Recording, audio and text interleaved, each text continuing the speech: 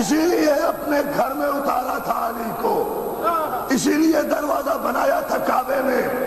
تاکہ کوئی اعتراض کا دروازہ ہی نہ کھل سکے علی کے لیے۔ ارے جملے پہ آپ غور فرمائے، اعتراض کے سارے دروازے بند کر دیے، اپنے گھر میں علی کے لیے دروازہ کھول کر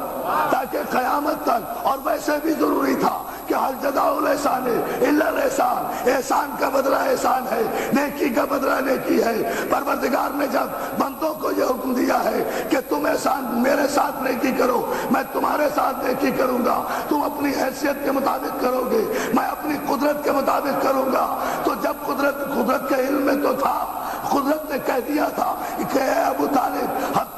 تمہارا کام صرف یہ تھا کہ تم ہمارے حبیب کی پرورش کرتے رہو، ہمارے محبوب کو پروان چڑھاؤ، اسے دشمنوں سے بچاؤ، اسے سینے سے لگاؤ، اسے غذا پہنچاؤ، اس در یتیم کی حفاظت کرو۔ تمہارا کام صرف یہ ہے کہ تم ہمارے محبوب کی پرورش کر کے ہم پہ احسان کرو، اپنی منزلت اور فضیلت کی پرواہ ہی مت کرو۔ ہم دیکھتے ہیں کہ دم دنیا والوں میں زیادہ ہے یا ید قدرت میں زیادہ ہے، تم نے ہم پر احسان کیا ہے، ہمارے محبوب کو پناہ دے کر، پروان چڑھا کر، اس احسان کا بدلہ ہم اس طرح سے چکائیں گے۔ اے ابو طالب، کہ ہمیں بھی قسم ہے اپنے عزت و جلال کی کہ اگر تیرے در سے بچ بچ کر چلنے والوں کے سر قیامت تک تیرے بیٹے کے سچا خانے پر نہ چکا دوں تو خدا۔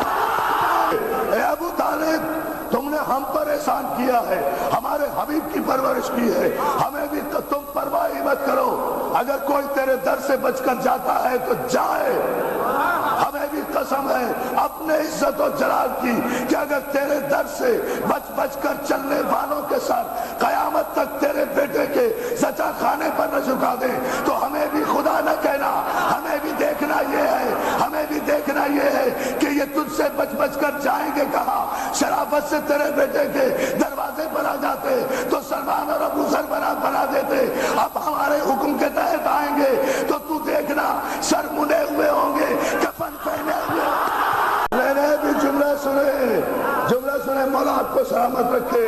آپ نے اتنی محبتیں دی ہیں کہ آپ کا حق بنتا ہے، اس لیے ابھی پھر جملہ سنیے جو آپ کو توفتاً نظر کر کے جا رہا ہوں۔ مولا آپ کو سلامت رکھے، شرافت سے علی کے دروازے پر آ جاتے، ابو طالب کے دروازے پر آ جاتے تو ہم سلمان اور ابو ذر بنا کے بٹھاتے، لیکن جب جبر مشیت کے تحت آئیں گے تو بلا تو ہم لیں گے، مگر اس وقت تصویر لے لینا کہ اس وقت جو ہم بلائیں گے نا تیرے بیٹے کے چچا خانے پر تو سر مڑا ہوا ہوگا، لباس نہیں، کفن پہنے ہوئے ہوں گے، ننگے پاؤں ہوں گے، ہم حکم دیں گے 3 شیطانوں کو پتھر مار کر